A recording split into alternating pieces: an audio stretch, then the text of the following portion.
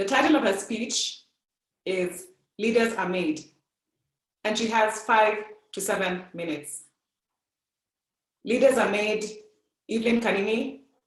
Evelyn Kanini, leaders are made.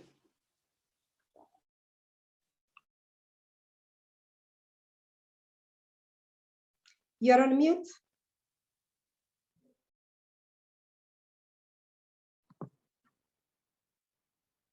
It is said that some leaders are born while others are made.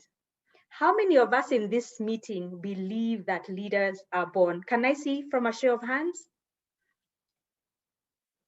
Yes, I see one. Thank you very much. And how many of us believe that leaders are made? Thank you very much. And I accept that all of these are correct. Psychology today says that of all the leaders today, 1/3 of them are born and 2/3 of them are made. I attest and ascribe to the fact that leaders are made. Colin Powell, a US former Secretary of State, once said that effective leaders are made and they are not born. They learn from trial and error and from their leadership journey. And I can attest to this just from my own leadership journey. I'm not certain if I was born a leader, nor was I even inclined into leadership. What I am certain of is that I was made into a leader. Growing up, I was largely introverted, shy, quiet, and reserved. But the funny thing about my personality is that I loved to be surrounded by people and activities all the time. And in fact, many people thought that I was extroverted, talkative, and outgoing. However, what I have noticed is that I oscillate between extroverted and introverted behavior, an ambivert. What is constant for me is that I did not like to be in the front. I did not ascribe to leadership in any way, and I preferred to be a follower. As a third-born child, in school, at home, and even in the marketplace. Now, when I undertook this pathways journey and the exercise on leadership styles, I discovered that my primary leadership skills are coaching and the democratic style of leadership. As a coach, it means that I thrive on creating a safe and an encouraging environment. I thrive on allowing people to express themselves and to grow through expression. And I tend to like to give people opportunities for one-on-one sessions so that they can learn and grow in the process. And as a democratic leader, I thrive on creating an inclusive and a participatory environment where I allow people to engage and eventually come up with collective decision-making. Now, when I reminisce back and think about how I adopted this leadership style, I realized that apart from my personality being the way it was and shunning leadership, I was actually made into a leader because of the influences around me.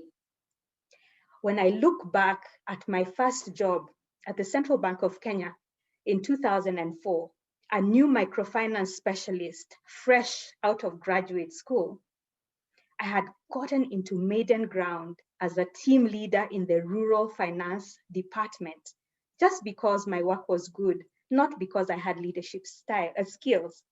And my boss noticed that I had a wealth of knowledge and information that was limited in expression because of my introverted nature.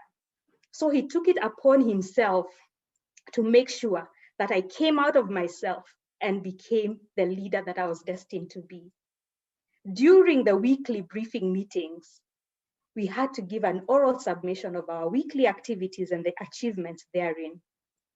And my boss would encourage me to speak. He would call me out during the meetings. He would ask me leading questions. He would positively affirm me. And with no time, I began to respond to these calls. And then he extended it by giving me one-on-one sessions to hone my skills in leadership. And within no time, the leader in me was birthed. I realized that it is because of this leadership influence that I've actually learned how to coach other people. In this same department, there was an environment of inclusivity and participation. We would make decisions collectively, we would discuss, we would build consensus. And what I have understood and seen today is that even as I lead my team, I apply the coaching and democratic leadership styles because this is what I learned from that boss.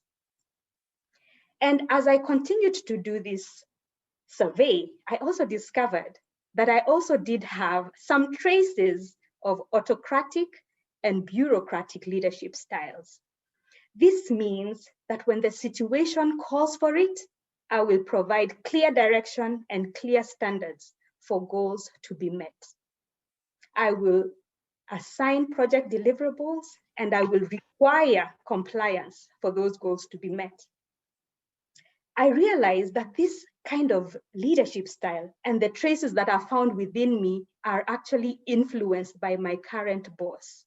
My current boss demands excellence and delivery as and when it is required.